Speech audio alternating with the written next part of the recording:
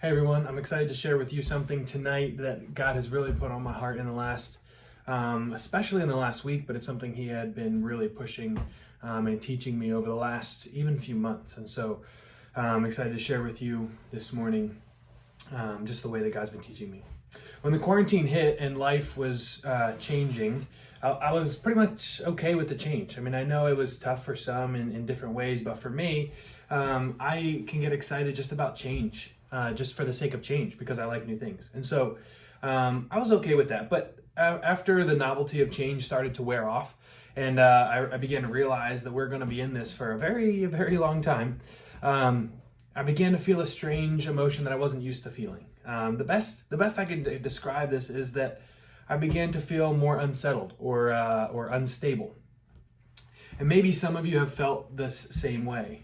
I want to talk a bit more today about why I felt this way and the passages that the Lord led me to in the midst of it.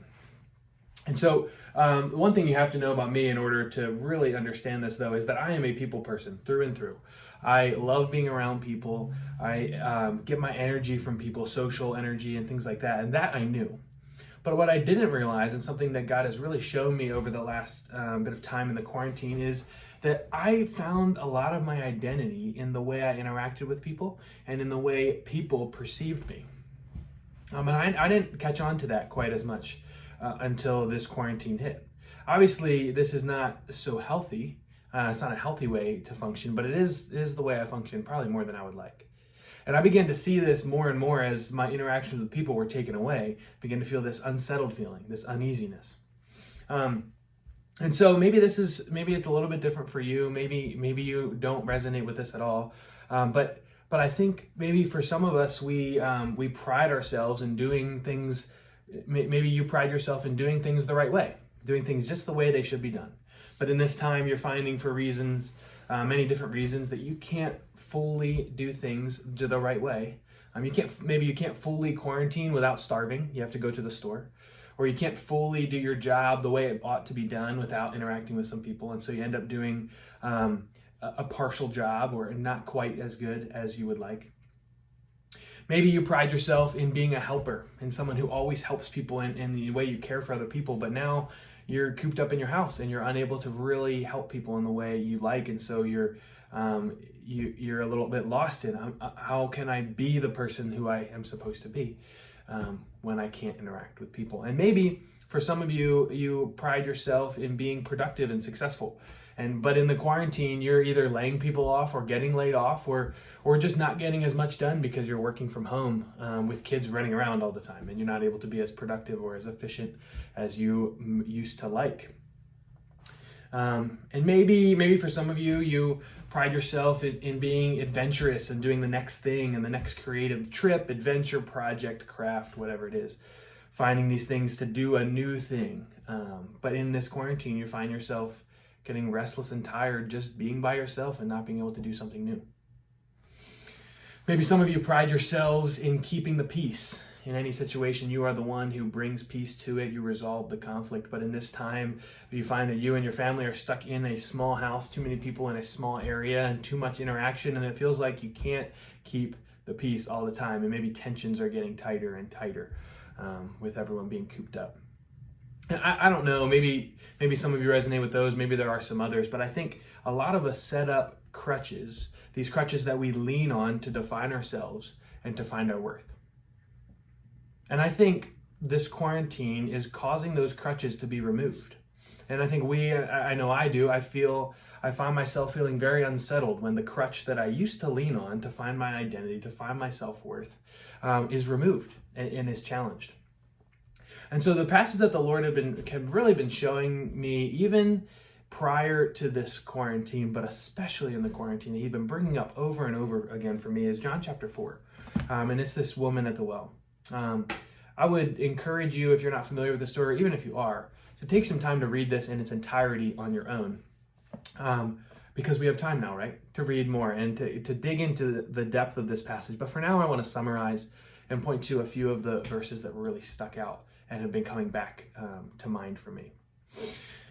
So there's a woman from Samaria, and she had begun to define herself by the opinions of others. She had begun to believe that she was worthy, only worthy of rejection. She was not worthy of love and of appreciation and of value. She'd been rejected by at least 5 men. She was married 5 times before, and we know that in that culture, based on our understanding of the way women and men interacted, though not good and not godly, this is the way the culture lived.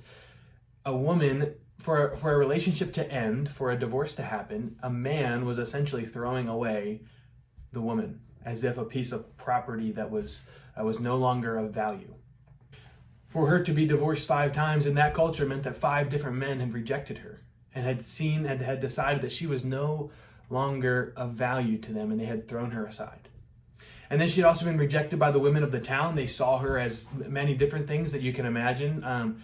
The women in that town would have seen her, would have believed what the men thought of her, that threw her away, threw her off to the side, and began to treat her the same way. We see this because she went to the well at a time when people didn't go to the well. It was hot. It was noon in the desert. You would go early morning, but she seems to be avoiding those people, the women of the town, because of the way that they were rejecting her. And even her current live-in boyfriend seems to be viewing her and not even valuing or dignifying her enough to marry her, that she wasn't worth marrying. We don't know those things for sure, but that's what it seems like in the passage. And she began to believe that she was no longer worthy of more than anyone was giving her. Other people treated her a certain way, and she believed that they were right. So when Jesus reaches out to her, she responds to Jesus in the same way. Do you know who I am? Why are you talking to me? Almost as if she's saying, people who know me and know who I am don't talk to me. So you must not know who I am. Otherwise you wouldn't talk to me. But really what's happening, and Jesus turns this up on its head. He changes all of this in her because he says, no, I do know who you are, and I still want to talk to you.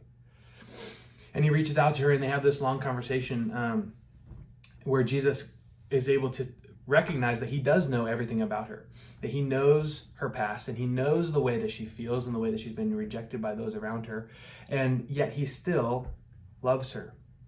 And so he changes all of that in her, and he showed her that he loved her not even despite her failures or apart from her failures, he still loved her, but even including the way that she felt, even including failures, including hardship, the whole package, this woman he loved. Hurt, brokenness, rejection, and all. This was very new for her. She was used to finding people who, when they found out who she was, would reject her all over again, but Jesus was different. He already knew, and he initiated. And then she ran into the town, and this is where the verse that really gets me. She ran into the town and began to tell everyone all about the interaction that she had had. She began to proclaim to all those who she had previously been subject to their opinion of her. She cared so much about what they thought and relied on that for her value. She came and told those people, come and see a man who told me all that I ever did. She'd begun to believe what Jesus said about her. She had begun to believe so much that she was no longer enslaved to what her neighbors thought, what those 5 men had thought, what her current boyfriend, live-in boyfriend maybe had thought. She was so confident and begun to lean into Jesus Christ and the way that he treated her and loved her and valued her. So much so that she was able to proclaim that to everyone. And later in the chapter, we see the result of this. Many in the town believed because of the testimony of the woman. And when we read this, of course, there may be details that we don't see, but the testimony that we see here doesn't really seem that impactful to me. I mean, it's not a great discourse that we see in Acts with Stephen or Paul or some of the ways that Jesus speaks in the Sermon on the Mount and some of those things. It's not a great speech. She simply says, could this man be the Christ? It almost seems like it's a question. She's not even sure. But I believe that the testimony that changed the hearts of the Samaritan people in that town, not so much her words, although that was part of it, but I think it was her boldness. It was in the way she said it. It was the boldness to say anything. And the way she said it communicated to those in her town that a change had taken place in her. A change that was undeniable. A change that was so captivating that made people listen. Something's different about this woman. This woman who sulks around, who hides from people, who hides from the women in the town, who is constantly feeling this sense of rejection from these men. She now has confidence. Something happened in her. And she said, come and see a man that told me everything I ever did. She not only was confident to speak to them, but confident to speak to them about those things that she had previously been enslaved to that. And she was able to speak boldly about it. I think there's some of you out there who don't care at all what people think. Public perception has no hold on you. But I would imagine that there are many of us, myself included, who this holds a lot of weight for.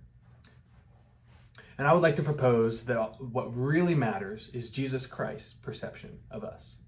And we can sometimes get very lost in the perception of others and in the way that people see us and begin to believe that the way that they see us is who we are. We begin to live and act out of that. But this quarantine has removed many crutches that we lean on, revolving around people and many other things. And I know for me, it has removed a crutch that I think I had leaned on for my own identity. And it seems to be breaking that down, and I can no longer rely on people and rely on my interactions with people to find my value. And so it's removed that. And I think it's my goal today is not to change your whole life or anything like that. But I do think it would be helpful for me if I get this opportunity to reframe for you what God might be doing in this time. Is he removing people just to make life hard?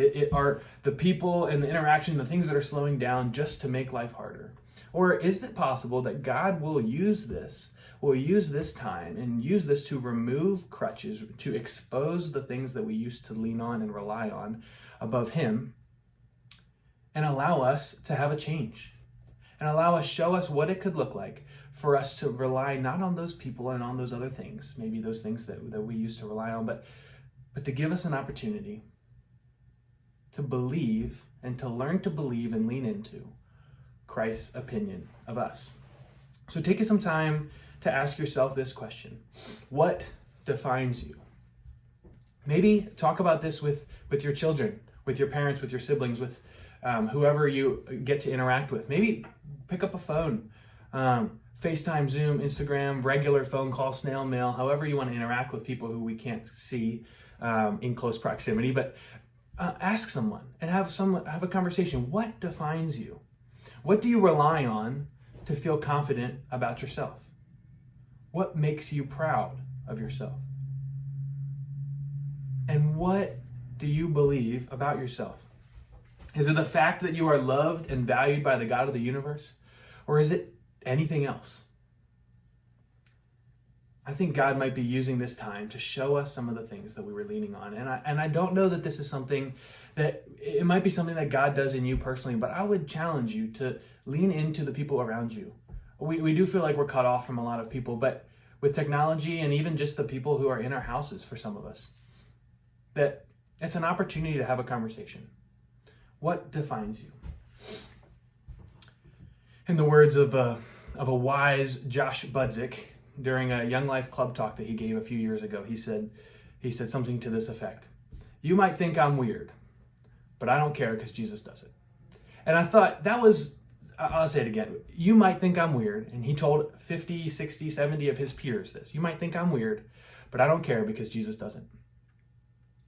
And it was Josh's boldness and his ability to speak to his peers in a very bold, confident way, despite what they might reject, feel weird, think he's too good or too goody-goody, or whatever those things could be, those responses that they might give. He wasn't bound by them. And his boldness really struck me in that moment to say, this guy truly was relying on the way that Christ perceived him, the way that he was seen and loved by the God of the universe. And he allowed that to define and shape his actions. And that's my challenge for you is, first we have to go back. What defines you? What do we rely on? And maybe that's already been removed and you have the opportunity to lean into a new space. And maybe it hasn't yet. But ask people around you, have this conversation, and learn. And maybe we can learn in this time. Maybe God can use this time to show us what it looks like to lean fully into Jesus Christ.